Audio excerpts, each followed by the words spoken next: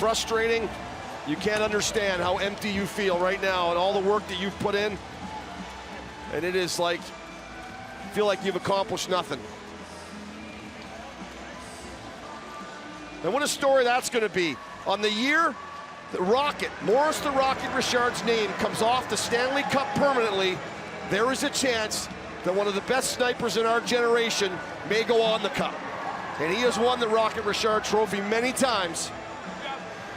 Maybe that's just the destiny of this Washington Capitol team, but they're going to face a very good Las Vegas team that everyone just keeps thinking is going to fall, and they haven't yet. A well-coached team that can move. That is a great point by you.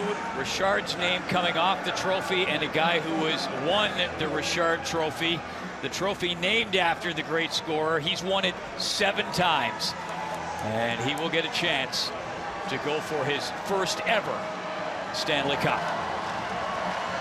It is not going to be easy, but just the chance to get there is all you want. You want that opportunity.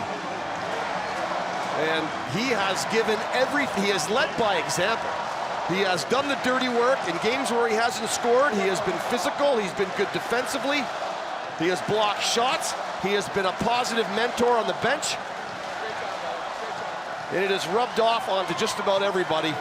He loves playing this game. He is, whether you're a Caps fan or not, as the two goaltenders with a ton of respect for each other, shake hands.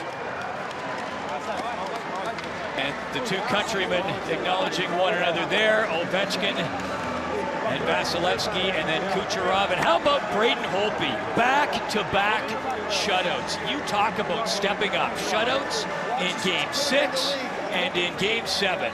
That is enormous. And you always talk about who's going to be the hero in the game, and who would have thought it was going to be Burakovsky, really. I mean, Ovechkin gets the first goal, and looking back at it now, Tampa just couldn't solve Holtby, so it really didn't matter. But he really sowed the seed of doubt in Tampa with those 2 goals. And who would have thought that he was going to be the catalyst in this one? And that's what makes Game 7 so great.